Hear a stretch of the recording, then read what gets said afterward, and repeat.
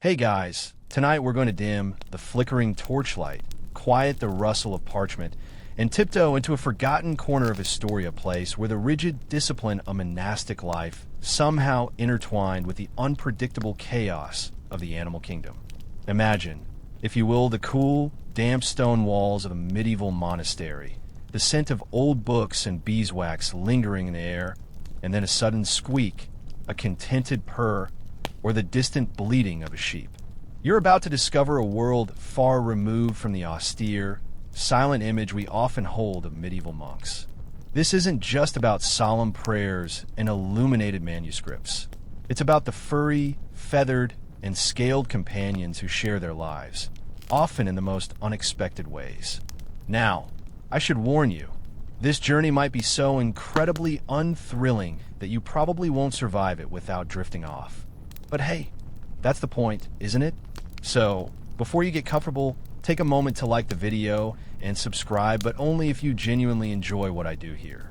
And if you're feeling brave enough to reveal your secret slumbering location, drop a comment with where you are and what time it is for you right now.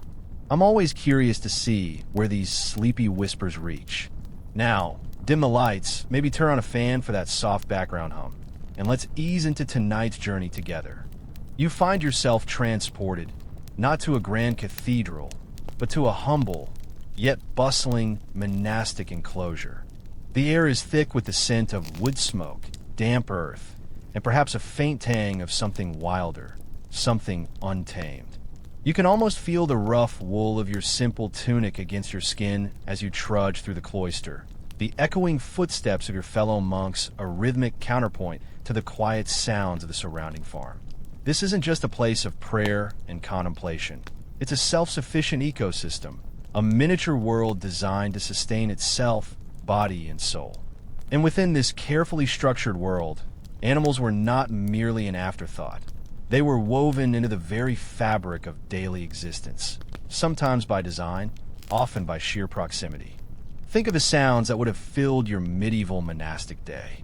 The distant lowing of cattle from the grange, the clucking of hens pecking in the yard, perhaps even the occasional bray of a donkey hauling supplies. These weren't pets in a modern sense, not entirely. They were necessities, contributors to the monastic economy, providers of sustenance and labor. You might spend your morning tending to the pigs, ensuring they're well fed for the winter's salted meat, or perhaps you're tasked with collecting eggs, your fingers brushing against the still warm shells. This practical relationship with animals, however, often blurred into something more personal, even affectionate. A monk might find himself sharing a quiet moment with a favored barn cat, or perhaps a dog, always at his heels, offering a silent, furry comfort during long hours of toil or reflection. The sheer volume of animal life would likely surprise your modern sensibilities. Monasteries, especially the larger, wealthier ones, were significant landowners and agricultural hubs. They maintained extensive farms, orchards, and often fishing ponds. This meant not just a handful of creatures, but often hundreds, living in close proximity to the human inhabitants.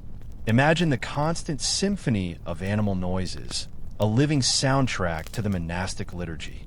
You'd wake with the crow of a rooster, work by the buzzing of bees in the monastery apiary, and fall asleep to the chirping of crickets and the rustling of some unseen creature in the night. It was a world utterly integrated with the natural rhythms of life and death, often far more so than our insulated urban existences today. A mainstream historical fact you might want to consider is that the Cistercian order, known for its emphasis on self-sufficiency in agricultural labor, was particularly adept at animal husbandry, transforming vast tracts of wilderness into productive farmland, often using advanced technique for their time. They were, in many ways, agricultural innovators, and their success depended directly on the health and productivity of their animal populations. But then you have a quirky tidbit, some monastic rules, such as those of St. Benedict, actually prescribed the feeding of leftover food to animals, particularly dogs, showing a practical, if not always explicitly compassionate approach to waste management and animal care. It wasn't about spoiling them, but about efficient use of resources a pragmatic view that still allowed for a degree of interaction. Historians still argue whether the perceived coldness of medieval attitudes towards animals was a reflection of genuine indifference or simply a different framework for understanding their place in the divine order. Was it purely utilitarian, or did a quiet affection bloom in the silent hours? You might find yourself leaning against the rough-hewn timbers of the barn, watching a new litter of piglets, a faint, almost imperceptible smile touching your lips. These creatures, seemingly so far removed from the spiritual aspirations of a monk, were in fact constant companions, witnesses to the quiet unfolding of daily life, and sometimes even unexpected sources of grace. The very air you breathe within these hallowed walls is thick with their presence, a reminder that even in the pursuit of the divine, the earthy and the wild were never far away. As you settle deeper into the monastic hum, perhaps the most ubiquitous and yet most elusive animal companion you'd encounter is the cat. Not just any cat, mind you, but the medieval monastic cat-a-creature of shadows and surprising utility. You might be accustomed to seeing a pampered tabby curled on a velvet cushion, but here, the cats are lean, independent, and undeniably essential. They are the monastery's first line of defense against the constant, insidious threat of rodents. Imagine the sheer terror of discovering that mice, or worse, rats have gotten into the precious stores of grain, or, even more horrifying, gnawed at the delicate parchment of an irreplaceable manuscript in the scriptorium. A single cat, or more likely a whole clouder of them, was worth its weight in holy water, especially if that holy water couldn't catch mice. You might be strolling through the cloisters at dusk, the last light fading, and catch a fleeting glimpse of a sleek, dark form darting into the shadows. That's one of your feline colleagues on patrol. They are silent, efficient hunters, a purring, four-legged pest control system that required no salary, only the occasional saucer of milk or a scrap from the kitchen. This wasn't a matter of sentimentality. It was pure, unadulterated practicality. A monastery, with its stores of food and its quiet, undisturbed corners, was a veritable paradise for vermin. Without cats, the economic stability of the community, and indeed the preservation of its intellectual treasures, would have been constantly at risk. Think of it as a low-tech, self-replicating solution to a very persistent problem. Oh, the monk in charge of the granary just got a new cat, someone might whisper. Things are looking up for our winter stores. But beyond their rodent-hunting prowess, cats also offered a quiet, unassuming companionship. In a life dedicated to spiritual discipline, silence, and communal living, a monk might find solace in the gentle purr of a cat curled on his lap during a rare moment of quiet reflection by the fireplace in the common room. It was a simple, wordless interaction, free from the complexities of human relationships, a small patch of warmth and softness in an often harsh world. You might see a senior monk, usually so stern and unyielding, absently stroking a cat with a gentleness he rarely displayed to his human brethren. These weren't pets in the modern indulgence sense, perhaps, but certainly companions that eased the solitude and added a touch of life to the austere surroundings. A mainstream historical fact is that cats were often actively encouraged and even protected within monasteries due to their value as pest controllers, with some monastic accounts even detailing provisions for their feeding. The monastic rule was strict, but it wasn't blind to practical necessity. A quirky tidbit you might not expect. There's evidence, particularly from manuscript illuminations and marginalia, that suggests some monks developed genuine affection for their feline companions, often depicting them playfully or even with individual names. Imagine a monk diligently copying a text, only to find his page smudged by a paw print, leading to a grumbling, yet perhaps secretly fond sigh. These tiny, unexpected details bring the past to life, reminding us that even the most devout had moments of relatable frustration, or even, dare I say, amusement. Historians still argue whether the presence of cats in illuminated manuscripts was purely symbolic, perhaps representing diligence or even temptation, or if it was simply a reflection of the ubiquitous presence of these creatures in the monks' daily lives. Was it a deeper theological statement, or just a medieval doodle of something familiar? You'd probably lean towards the latter after seeing one of these furry little rascals batting at a quill or eyeing your midday meal with an intensity that borders on spiritual. You might even find yourself developing a grudging respect for their cunning, their ability to navigate the complex social landscape of a monastery without speaking a single word.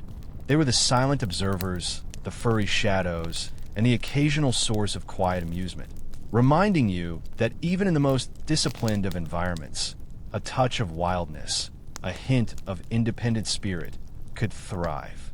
And as the night deepens, you can almost hear the soft padding of paws on ancient stone, a subtle reminder of the unseen guardians at work. As you move through the monastery, leaving the silent world of the cats behind, you'll inevitably encounter another ever-present animal companion, the dog. But unlike the stealthy, independent cats, the dogs of a medieval monastery played a far more diverse and often more boisterous role. They weren't just pest controllers. They were guardians, workers, and yes, sometimes even beloved pets. Imagine the sound of a deep bark echoing through the courtyard, a warning to any would-be intruder, or the sight of a sturdy mastiff pulling a small cart laden with supplies. The dogs of the monastery were a vital part of the community's infrastructure and defense. You might be assigned to the night watch, patrolling the monastery walls with a large, shaggy dog at your side.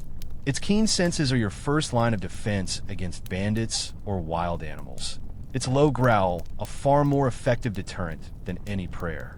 These weren't pampered lapdogs. They were working animals, bred for strength, loyalty, and a healthy dose of suspicion. You'd likely develop a bond with your canine companion, a silent understanding forged in shared duty and the quiet companionship of long nights.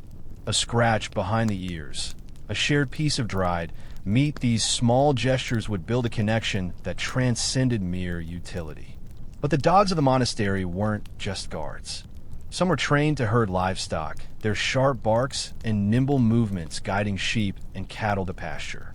Others might be used to turn a spit in the kitchen, their tireless efforts ensuring a roasted meal for the community. And, of course, there were the smaller, gentler breeds, perhaps kept by individual monks as companions. You might find a small terrier curled up at the feet of an elderly monk in his cell, a quiet source of comfort and affection in the solitude of his life. It was a far cry from the modern image of a dog as a purely domestic pet, but it was a relationship built on mutual need and, often, genuine affection. A mainstream historical fact is that dogs were commonly used as guard animals in medieval monasteries, their presence providing a deterrent to thieves and a warning of approaching danger. Their role was crucial in maintaining the safety and security of the monastic community. A quirky tidbit, some monastic rules, while emphasizing silence, made exceptions for the barking of dogs, recognizing its importance for security. Imagine the internal conflict, the desire for peace and quiet versus the very real need for a noisy alarm system. It was a constant balancing act. Historians still argue whether the apparent lack of sentimentality towards dogs in some monastic writings reflects a genuine lack of affection or simply a different way of expressing it. Was their value purely utilitarian, or did a deeper bond exist beneath the surface of the practical relationship? You might find yourself pondering this question as you watch a young novice playing with a litter of puppies, a smile breaking through his usual solemnity. It's a reminder that even within the strict confines of monastic life, the human capacity for connection, for affection, could find expression in unexpected ways. And as the sun sets, casting long shadows across the monastery walls, you can hear the distant baying of a hound, a sound that speaks of both duty and companionship, a reminder of the ever-present, ever-loyal dogs who shared the monks' lives. Continuing your journey through the monastic day, you'll notice that the air is not only filled with the barks of dogs and the purrs of cats, but also with the rustle and flutter of wings. Birds, both wild and caged, played a surprisingly significant role in the lives of medieval monks. serving as everything from sources of food and symbolic inspiration to curious pets and even, occasionally, unwitting messengers. You might hear the cooing of doves from a dovecot, or the cheerful chirping of a finch kept in a wicker cage in the infirmary, its song a small comfort to the ailing. Monasteries often maintained extensive dovecots, not just for the symbolic value of the dove, representing peace and the Holy Spirit, but for intensely practical reasons. These structures provided a steady supply of squab, a readily available and often preferred source of protein, especially during periods of fasting when other meats were forbidden. Imagine the monk whose duty it is to collect the eggs and young birds, carefully navigating the dusty, guano-littered interior of the dovecot, the air thick with the scent of feathers and nesting materials. It's a messy, but essential, task that directly contributes to the community's sustenance. This isn't your average backyard bird feeder. It's an agricultural operation. Beyond sustenance, birds held deep symbolic meaning in Christian iconography, and monks, immersed in scripture and allegory, would have been acutely aware of this. A raven might represent evil or temptation, while a robin could symbolize sacrifice. These symbolic associations permeated their world, influencing their art, their contemplation, and even their understanding of the natural world around them. You might see a monk sketching a bird in the margins of a manuscript, not just for artistic flair, but to reinforce a theological point. Then there were the birds kept as pets. While less common than cats or dogs, there are accounts of monks keeping individual birds, particularly songbirds, in their cells. Imagine the quiet companionship of a finch or a starling, its cheerful song breaking the silence of a long night of study or prayer. These small creatures offered a unique form of solace, a vibrant splash of life within the often austere confines of a monastic cell. They were a reminder of the beauty of God's creation and a tiny, personal source of joy. Perhaps a particularly mischievous monk might even train a raven to repeat certain phrases, much to the exasperation of his abbot. "Nevermore, Brother Thomas," you might hear echoing down the hall. A mainstream historical fact is that monastic dovecots were common features, providing both food and guano for fertilizer, highlighting the interconnectedness of monastic agriculture. They were efficient, sustainable mini-farms for avian protein. A quirky tidbit: some monastic chroniclers recorded instances of birds, like magpies or jackdaws, stealing small, shiny objects from the monastery, leading to amusing tales of recovery missions. It's a reminder that even the most devout lives had their moments of minor, feathery larceny.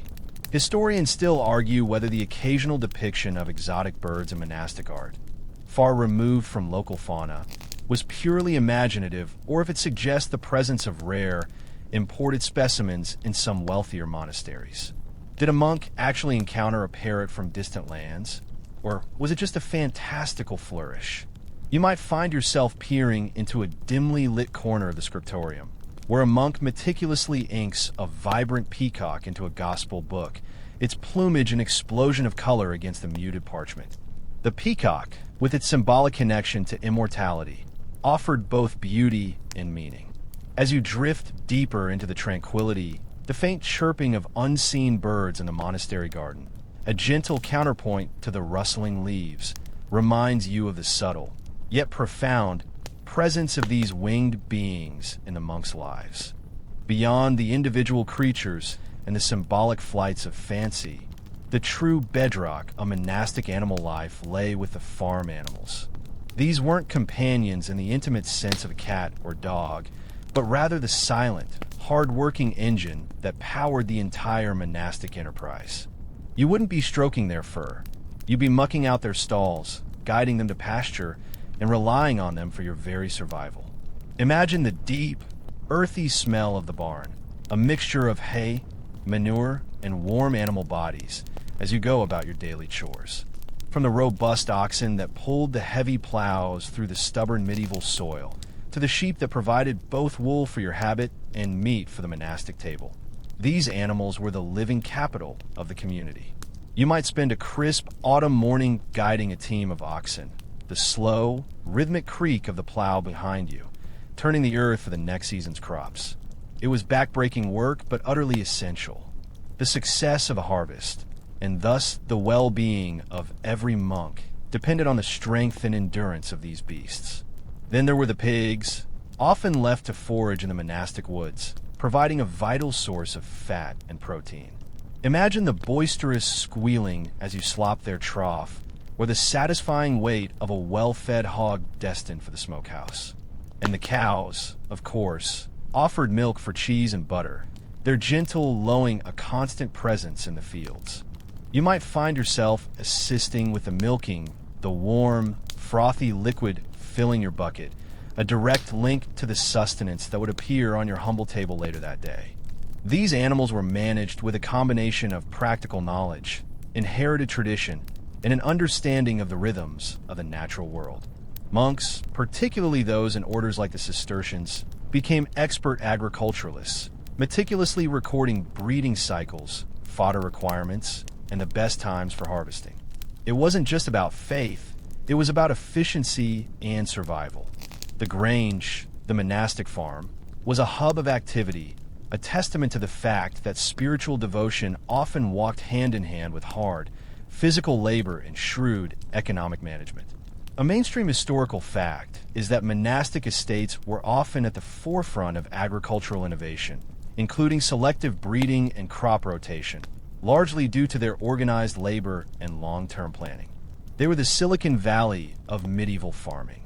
A quirky tidbit: some monastic kitchens had specific rules about what parts of certain animals could be consumed by monks versus lay brothers, or even given to the poor, showcasing a detailed, almost bureaucratic approach to food distribution. Imagine a monk arguing over who gets the good cut of bacon. Historians still argue whether the monastic emphasis on agricultural self-sufficiency was primarily driven by spiritual ideals of detachment from worldly commerce or by the pragmatic need for economic independence in a volatile medieval world. Was it divine providence or good business sense? You might find yourself reflecting on this as you watch a shepherd monk carefully tending his flock, the bleating of the sheep a familiar chorus in the background.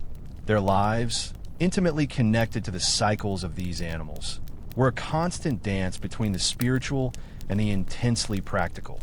The sun climbs higher, warming your back as you work, the steady rhythm of the farm animals a comforting, deeply grounding presence. Now, having explored the practicalities of farm animals and the quiet companionship of cats and dogs, let's step into a truly unexpected corner of the monastic world, the realm of exotic beasts. You might scoff, thinking of austere cells and humble fare, but medieval monasteries, especially the wealthier ones or those with influential patrons, were not entirely immune to the allure of the unusual. Imagine, for a moment, the sheer astonishment of encountering a creature far removed from the familiar sheep and oxen, something whispered about in merchant tales, now breathing the same hallowed air as you. Sometimes these exotic animals were gifts. A powerful lord, seeking to curry favor with a monastic order, might present an unusual creature obtained from distant lands. Perhaps a monkey, chattering and mischievous, intended as a curious diversion. You can picture it, a small, furry blur of motion, swinging from the rafters of the refectory during a particularly somber meal, much to the silent consternation of the abbot and the barely suppressed snickers of the younger novices. It certainly wasn't an animal designed for quiet contemplation, but it would undeniably add a spark of unexpected life and perhaps a touch of chaos to the daily routine.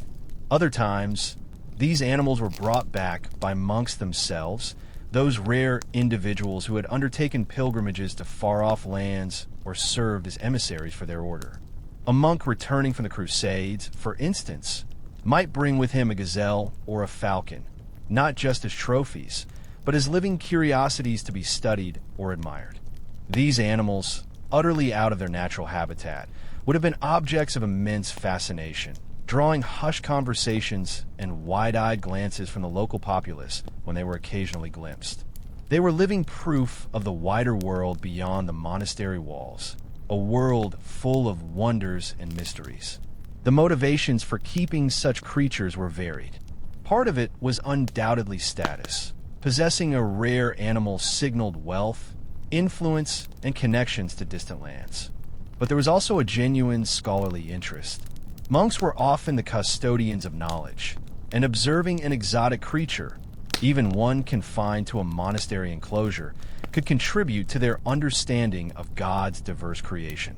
They might sketch these animals, attempt to describe their habits, and marvel at their unique forms, perhaps even attributing symbolic meanings to their presence. A mainstream historical fact is that medieval European courts and wealthy noblemen often kept exotic animals as status symbols, and some of these animals occasionally found their way into monastic care, especially if the monastery was closely linked to a powerful patron. Think of it as the medieval equivalent of having a private zoo, just on a much smaller, more haphazard scale.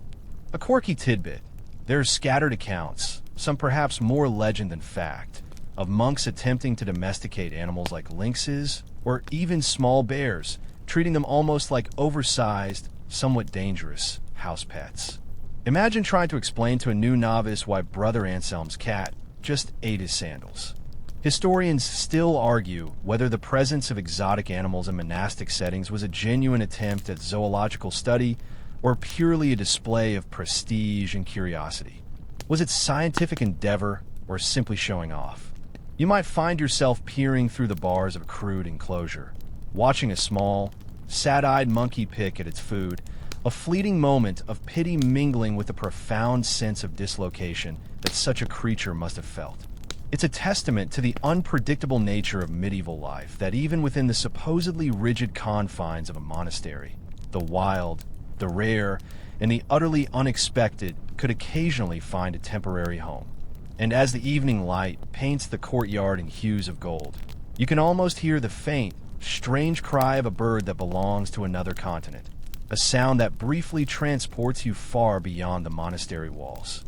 Having marveled at the occasional exotic visitor, let's now delve into a more practical, yet equally unconventional, aspect of monastic animal companionship: the use of ferrets and other mustelids. You might imagine a monk meticulously illuminating a manuscript, only to be interrupted by the sudden rustle and scurry of tiny feet.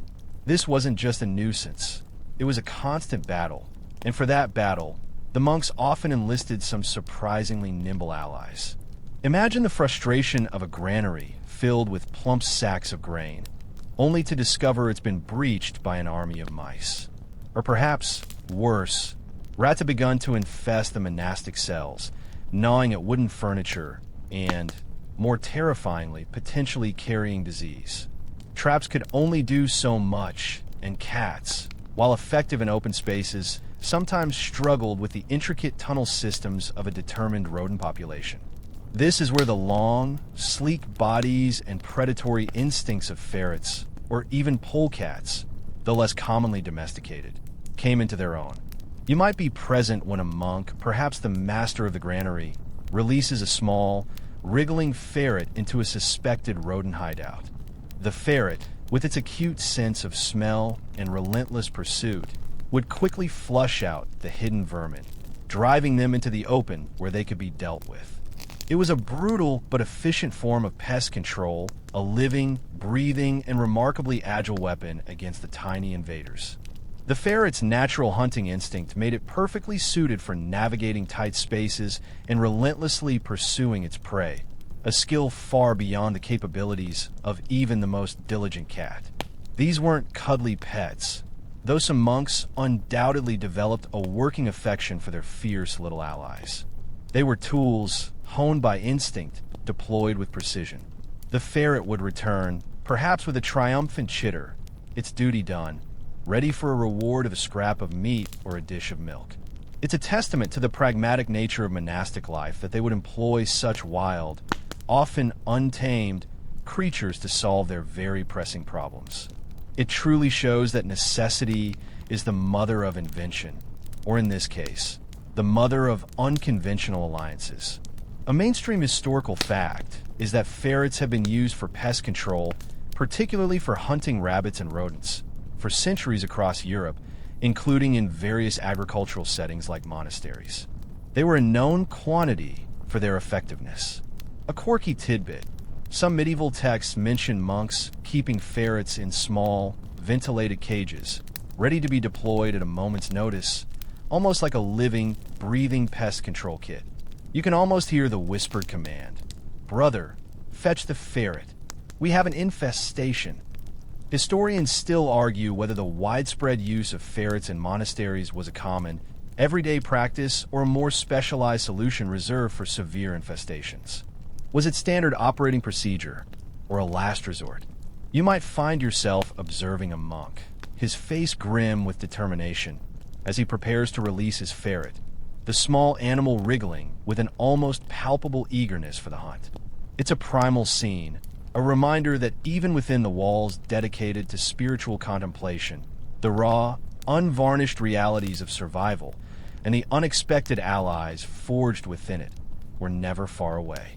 The night air grows cooler, and you can almost imagine the silent, unseen struggle playing out in the dark corners of the monastery.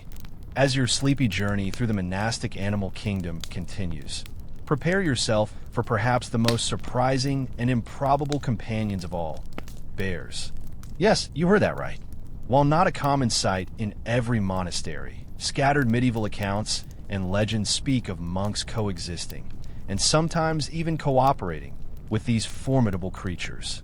Imagine the sheer audacity, or perhaps the sheer faith, required to share your quiet life with an animal known for its strength and wildness.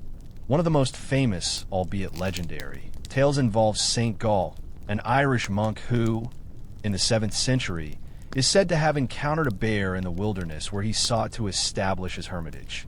Rather than fleeing in terror, Saint Gall is said to have commanded the bear to gather firewood, rewarding it with a loaf of bread.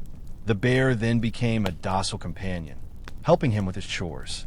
You might scoff, thinking it's purely a fable, but these stories, whether literally true or allegorical, highlight a fascinating medieval perception: the idea of saints having dominion over the natural world, even its fiercest inhabitants, through their piety. It speaks to a deep belief in the transformative power of faith, capable of taming even the wildest of hearts, human or ursine. Beyond the purely miraculous, there are more grounded, though still extraordinary, accounts. Some monasteries, particularly those in remote, forested regions of Europe, would have inevitably shared their territories with wild bears. While direct cohabitation was rare, occasional interactions were not. A bear might wander into monastic lands, attracted by orchards or beehives. In such instances, monks, renowned for their self-sufficiency and resourcefulness, might have attempted to manage these encounters without resorting to immediate violence, perhaps even learning to tolerate a certain level of proximity if the bear wasn't a direct threat. It's not a picnic in the woods. It's a delicate dance of coexistence. Consider the practical implications.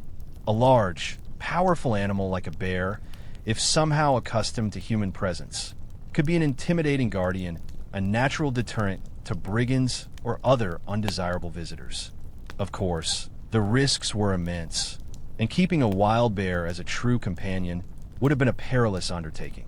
These tales often lean into the fantastic, but they reveal a mindset where the boundaries between the human and animal world were more porous, where piety could, theoretically, bridge even the widest divides. A mainstream historical fact is that bears were indeed present across much of medieval Europe, often seen as symbols of strength and ferocity, and their interactions with humans, including religious figures, were often mythologized. This wasn't a petting zoo, but a wilderness where humans and powerful predators often met. A quirky tidbit: some monastic illuminated manuscripts depict monks with bears in seemingly harmonious, almost domestic settings, which likely served as visual allegories for spiritual discipline and the triumph of faith over wild instincts, rather than literal snapshots of daily life. Historians still argue whether these accounts of monastic bear companions are purely hagiographical embellishments designed to enhance the holiness of saints, or if they contain a kernel of truth about unusual human-animal interactions in a less anthropocentric age? Did Brother Barnaby really share his porridge with a grizzly, or was it just a very vivid dream? You might find yourself pondering this question as you drift deeper. The image of a massive, shaggy creature sitting patiently beside a robed monk, a silent, improbable testament to the oddest animal companions of medieval monks, lingering in your mind. Having explored the realm of fearsome bears and cunning ferrets, let's shift our focus to a more gentle, yet equally vital, connection between medieval monks and animals. Their role as healers and caregivers, particularly concerning animal medicine and lore. You might imagine monks solely dedicated to spiritual matters, but their self-sufficient communities often required them to be incredibly resourceful, including acting as impromptu veterinarians for their valuable livestock and even their occasional animal companions. Imagine a scene in the monastery infirmary, not with a sick monk, but with a lame ox, its breath shallow, its eyes clouded with pain. Or perhaps a favored hunting dog, limping badly after an encounter in the woods. The monks, especially those with knowledge of herbs and basic anatomy, would often be the first, and perhaps only, recourse for these ailing creatures. Their understanding of animal health was born out of necessity and long observation, passed down through generations within the monastic walls, sometimes recorded in rudimentary texts. Their remedies were a fascinating blend of practical folk medicine, herbal knowledge, and, of course, prayer. You might see a monk carefully applying a poultice of crushed herbs to a wound, murmuring a quiet blessing over the suffering animal. They would have known which plants possessed anti-inflammatory properties, which could staunch bleeding, and which might act as a mild sedative. This wasn't sophisticated veterinary science, but it was often effective, drawing upon centuries of accumulated wisdom about the natural world. They understood, intimately, the importance of keeping their animals healthy. A sick ox meant no plowing, a sick cow meant no milk. Beyond the purely physical ailments, there is also a fascinating overlap with animal lore and superstition.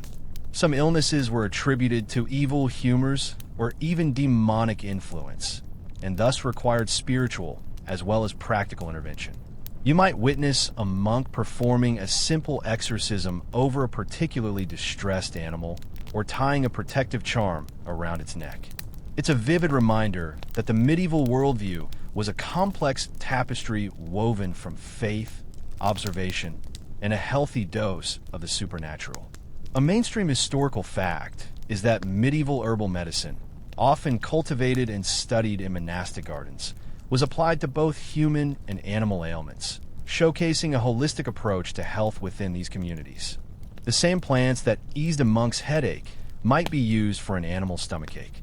A quirky tidbit: some monastic texts include detailed instructions for treating specific animal diseases, often involving mixtures of obscure herbs, animal fats, and sometimes surprisingly specific surgical interventions, like setting a broken limb.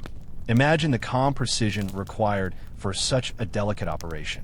Historians still argue whether the effectiveness of these medieval animal remedies was primarily due to the actual medicinal properties of the ingredients or the powerful placebo effect of faith and ritual on the animal's natural healing process.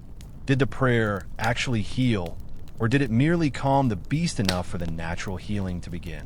You might find yourself observing a monk gently tending to a feverish lamb, his hands knowing and his brow furrowed with concern. In that moment, you see not just a man of God, but a practical caregiver intimately connected to the health and well-being of every living creature under his charge. As night deepens, the soft wickers and rustles from the animal enclosures speak to a world where care, both human and animal, was deeply intertwined. From the sickbed of a beast, we now creep into another critical and often surprising location within the monastery, the scriptorium.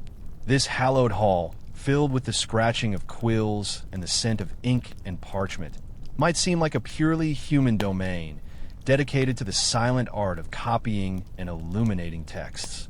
Yet, even here, tiny, often uninvited, animal companions made their presence known, leaving their subtle, yet indelible, mark on the very manuscripts you might now admire in a museum. Imagine yourself seated at a worn wooden desk, the light from a nearby window illuminating the intricate details of the text you're meticulously copying. You dip your quill into a pot of black ink, made perhaps from oak galls and iron salts, and carefully form the next letter.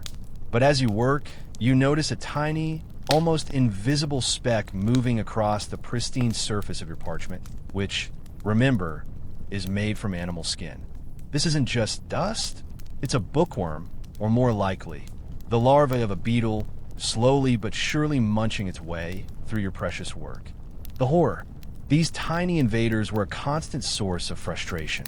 They didn't just consume the parchment, they created tunnels, weakening the pages and making them brittle. A single misplaced bite could destroy an hour's work, or worse, render an entire passage illegible. You'd probably spend a good portion of your day gently brushing them away, or perhaps, with a sigh of resignation, simply working around their destructive paths. It was a never-ending battle against the microfauna that saw your masterpiece as simply a very delicious snack. Beyond the actual critters, there's the fascinating aspect of the materials themselves. The ink you use might have been made with gall wasps, the insects responsible for the oak galls. The parchment was literally the skin of sheep, goats, or calves, meaning that every single page you touched was, in a very real sense, an animal product. Even the binding glues were often animal-based. So, while you might not have had a pet sitting on your desk, the very act of creating a manuscript was intimately connected to the animal kingdom. A mainstream historical fact is that insects, especially various types of beetles and their larvae, were a persistent problem for medieval libraries and scriptoria, causing significant damage to books and documents over centuries. They were the bane of every scribe's existence. A quirky tidbit: some monastic books bear the faint, almost imperceptible imprints of flies or other small insects that landed on the wet ink as the scribe worked, becoming forever immortalized as tiny, accidental collaborators. Imagine a fly leaving its mark on a sacred text, a true fly in the ointment moment. Historians still argue whether the occasional, deliberate inclusion of tiny, almost hidden insects in manuscript illuminations was purely decorative, or if it held some symbolic meaning, perhaps representing the fleeting nature of life or the small imperfections within God's perfect creation. Was it a theological Easter egg, or just a bored scribe with a sense of humor? You might find yourself leaning closer to the page, trying to decipher a faded smear, wondering if it's a blotch of ink or the ghostly trace of some long-dead insect. Even in the most cerebral of monastic pursuits, the animal kingdom, in its smallest, most insidious forms, was always present, reminding you that nature, in all its myriad forms, always finds a way. Stepping out of the dimly lit scriptorium and into the fresh air, you'd quickly realize that not all animal interactions were about pest control or companionship. For medieval monks, survival often hinged on clever resource management, and few resources were as crucial or as serene as fish ponds. Imagine the quiet shimmer of water reflecting the sky, the rhythmic plop of a fish breaking the surfacia, living larder that sustained the community through long fasts and lean winters. Monasteries were often masters of aquaculture, meticulously designing and maintaining elaborate systems of ponds. These weren't just puddles. They were often sophisticated networks of artificial lakes, fed by natural springs or diverted streams, carefully managed to ensure a constant supply of freshwater fish. You might be assigned to the difficult task of netting fish, your bare hands immersed in the cool, murky water, feeling the powerful flick of a carp's tail as you try to secure your meal. It was a chore, certainly, but one that provided a vital protein source, especially during the many days of the year when a monastic rule forbade the consumption of meat. The species cultivated varied, but carp, pike, and eels were common, chosen for their hardiness and ability to thrive in pond environments. These fish ponds weren't just about sustenance. They were also places of quiet contemplation. Imagine a monk standing by the water's edge, watching the ripples spread, lost in thought. The gentle lapping of the water The occasional jump of a fish provided a tranquil backdrop to prayer and meditation, a small oasis of peace in a world that could often be harsh. It was a tangible connection to the natural world, a source of both physical and spiritual nourishment. But maintaining these ponds was no small feat. It required knowledge of hydraulics, an understanding of fish breeding cycles, and constant vigilance against predators like otters or hungry birds. The monks would have learned to manage water levels, to keep the ponds clear of excessive vegetation, and to understand the subtle signs of a healthy, productive ecosystem. It was a hands-on science, developed over centuries of trial and error, ensuring the self-sufficiency that was so central to the monastic ideal. A mainstream historical fact is that monastic fish ponds were a widespread and economically significant feature across medieval Europe, providing a reliable and often preferred source of food, particularly during periods of fasting. They were, in essence, early forms of sustainable aquaculture. A quirky tidbit: some monastic records detail the stocking of ponds with young fish, sometimes purchased from other monasteries or local fishermen, suggesting a medieval trade in aquatic livestock. Imagine a monk haggling over the price of a basket of live eels. Historians still argue whether the serene image of monks by fish ponds truly reflects their primary purpose as places of quiet contemplation, or if it's an idealized portrayal of what was fundamentally a pragmatic, food-producing enterprise. Was it a spiritual retreat, or just a very efficient farm? You might find yourself leaning over the cool, still water, watching the dark shapes glide beneath the surface. And perhaps, for a fleeting moment, you understand how something so practical could also offer such profound peace. The subtle splash of a fish, a tiny ripple on the surface, is a reminder of the quiet, living larder that sustained these dedicated communities. From the tranquil depths of the fish ponds, we must now confront a more annoying, yet equally pervasive, aspect of animal life in a medieval monastery: insect invasions. While we've spoken of beneficial animals, the reality was that monastic life was a constant, often losing battle against the sheer volume of tiny, buzzing, and crawling creatures that saw the monastery as a prime piece of real estate. Imagine the ceaseless whine of a mosquito, the persistent crawl of a louse, or the sudden, startling buzz of a wasp in your cell. It wasn't just a nuisance. It was an unrelenting assault on comfort, hygiene, and sanity. Monasteries, with their natural materials, stored food, and often damp, cool environments, were veritable paradises for all manner of insects. You might be trying to focus on scripture, but the relentless itching from fleas or lice would be a constant distraction. These parasites were an unfortunate reality of medieval life, and monks, despite their cleanliness rituals, were not immune. The constant scratching, the desperate attempts to dislodge the tiny tormentors would have been a familiar, if unspoken, part of daily life. Is Brother Gregory scratching again? Or is that just the sound of the wind? You might ponder, only to realize your own ankle is suddenly aflame with an itch. Beyond the biting insects, there were the flying nuisances. Flies would swarm around any food preparation area, carrying disease and generally making life miserable. Wasps and bees, while beneficial in their proper place, could become unwelcome visitors, especially during fruit harvests. Imagine trying to enjoy a rare apple, only to have to swat away a persistent wasp intent on sharing your meager treat. Even the ubiquitous ants would wage miniature invasions on any crumb left carelessly on a table or floor. The methods for dealing with these tiny hordes were often rudimentary. Fumigation with herbs, crude traps, or simply constant vigilance and sweeping were common approaches. Monks would have learned to recognize the signs of an impending infestation and to take what preventative measures they could. It was a testament to their resilience that they managed to maintain any semblance of order amidst such persistent natural incursions. This wasn't about charming animals. It was about managing pests on an industrial scale. A mainstream historical fact is that hygiene and pest control were significant challenges in medieval communities, including monasteries, leading to widespread issues with insect-borne diseases and general discomfort. It was a constant battle against the microscopic world.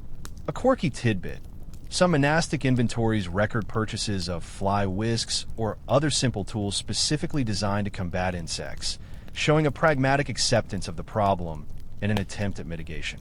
It's hard to imagine a monk looking dignified while vigorously swatting at a cloud of flies. Historians still argue whether the apparent stoicism of monks in the face of such insect infestations was a genuine reflection of their ascetic ideals or simply a resigned acceptance of an unavoidable aspect of medieval life. Did they truly embrace discomfort as a spiritual exercise, or did they just really hate flies? You might find yourself drifting into a light slumber, only to be momentarily jolted awake by the imagined buzz of a mosquito near your ear, a subtle reminder that even in the quietest, most disciplined of lives, the smallest creatures can wield immense power over your peace. Leaving behind the incessant buzzing of insects, let's now journey into the realm where animals transcended their physical forms and entered the world of the imagination. Mythical beasts. For medieval monks, immersed in scripture, allegory, and popular folklore, the natural world was never just empirical. It was imbued with symbolic meaning, and this extended to creatures of pure fantasy. You wouldn't see a griffin pacing the cloister, of course, but its image and the moral lessons it embodied would have been as real to you as the cattle in the fields. Imagine yourself poring over an illuminated manuscript, not of a biblical scene, but of a bestiary. These popular medieval texts cataloged not only real animals, but also fantastic ones, each accompanied by a moral or theological explanation. You might gaze upon the majestic griffin, a creature with the body of a lion and the head and wings of an eagle, often symbolizing Christ's dual nature, divine and human, or vigilance. Or perhaps the fearsome dragon, a ubiquitous symbol of evil, chaos, and the devil, frequently depicted being slain by saints, reinforcing the triumph of good over wickedness. These weren't mere childish tales. They were serious theological tools, providing allegories for understanding the Christian faith and the moral struggles of life. The unicorn, too, held immense significance. Its purity and untamable nature, legendary for only being subdued by a virgin, made it a powerful symbol of Christ and the Virgin Mary. You might see its elegant form woven into tapestries or carved into choir stalls, its presence a constant visual reminder of virtue and divine grace. These mythical creatures were not just decorative. They were integral to the moral and spiritual landscape of the monastic mind, used to teach, to inspire, and to warn. Even seemingly absurd creatures found their place.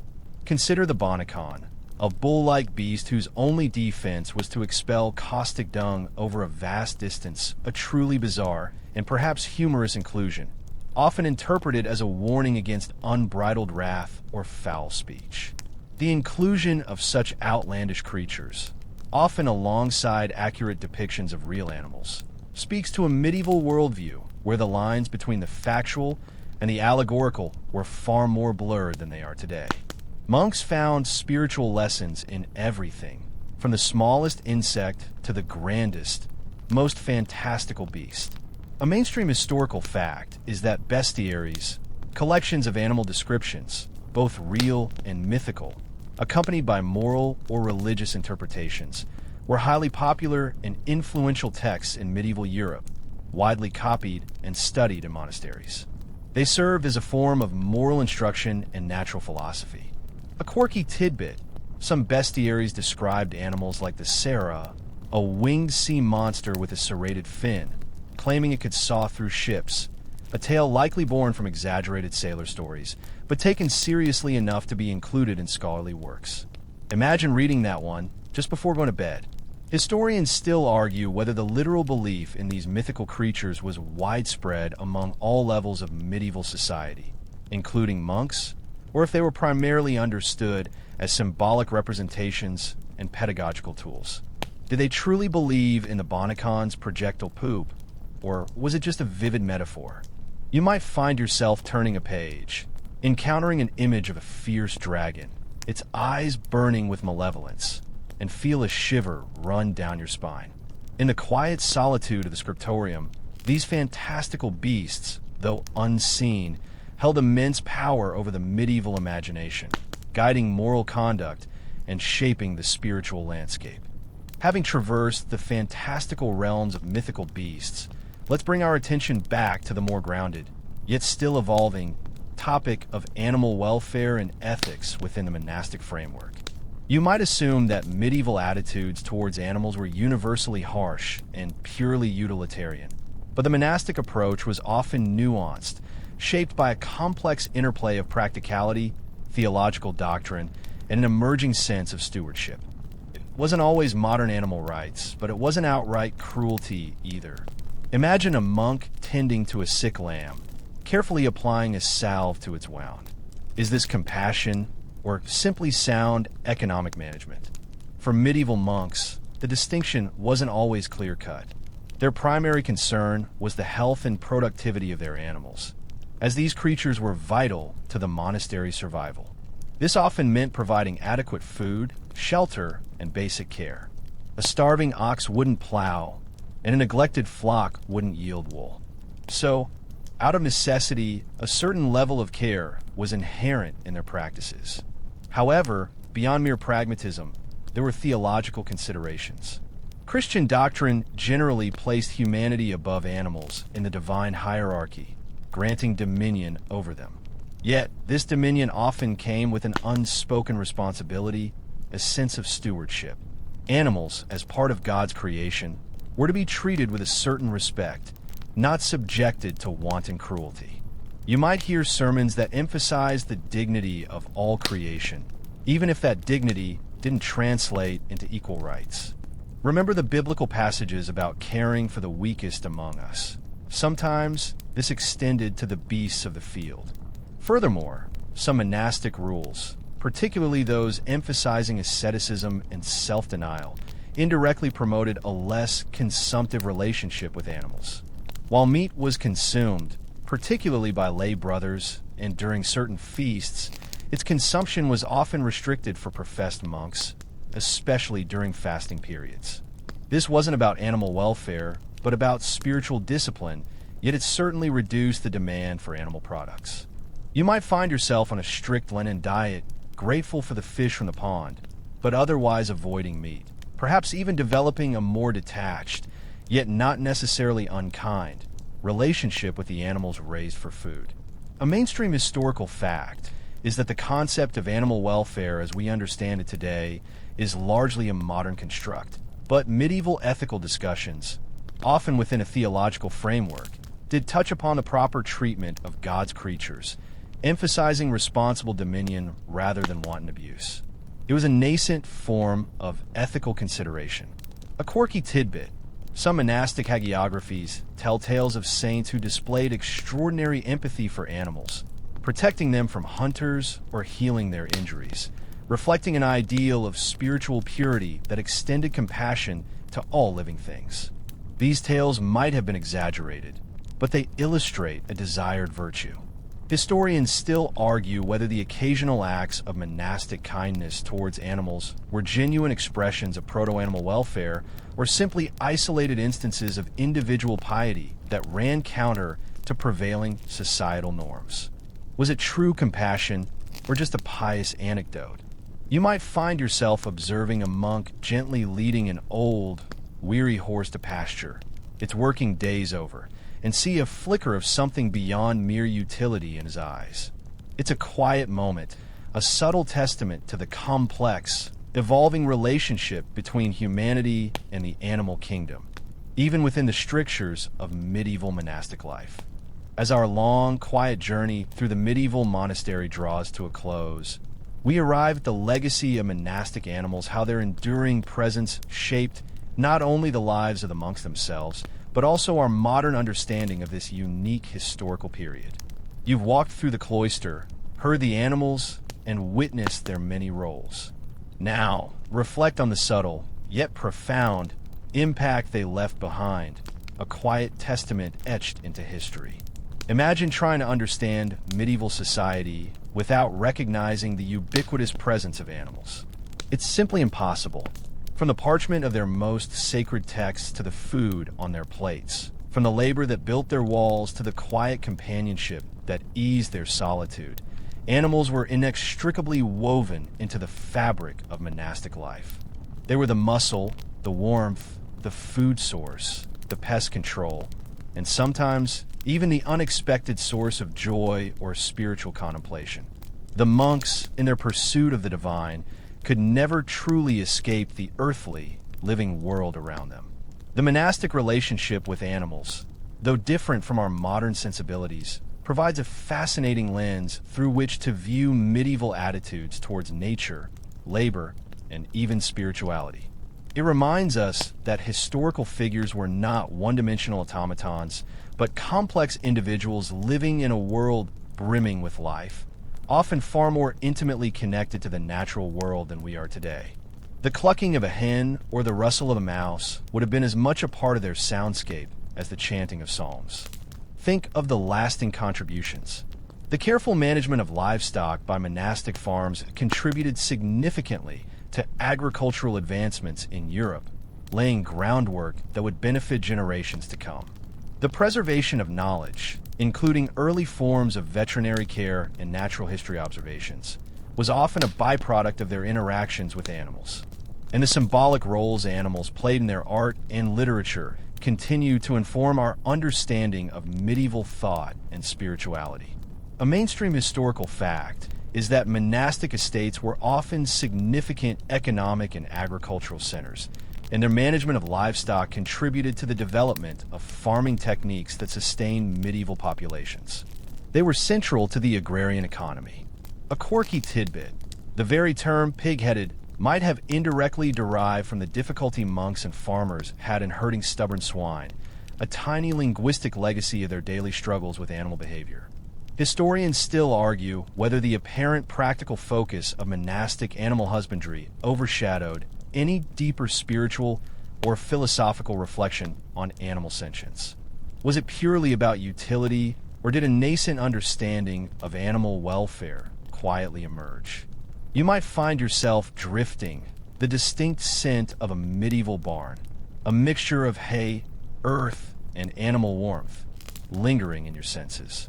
The distant low of a cow, the faint purr of an unseen cat, the gentle rustle of leaves in the monastery garden, these sounds, often overlooked in the grand narratives of history, were the constant companions of medieval monks. They tell a story of coexistence, reliance, and an enduring connection between humans and the animal world that echoes through the centuries, even to us today. As you drift now, the last whispers of the medieval monastery fade, the ancient stones dissolving into the soft darkness. The sounds of hooves and chirps, barks and purrs soften into a gentle hum, merging with the quiet stillness of the night. You've journeyed through a world where devotion and practicality intertwined, where the sacred and the wild shared the same space. Let the images of those dedicated monks and their unexpected companions float away, like wisps of smoke from a dying fire. The scent of old parchment, the cool touch of stone, the faint warmth of a living creature nearby all soften now, becoming indistinct. There's nothing more to learn tonight, nothing more to do but simply be. Let your breath deepen, your body relax, sinking into the quiet comfort of your own space. The tales are told, the history is complete. All that remains is the gentle drift into sleep.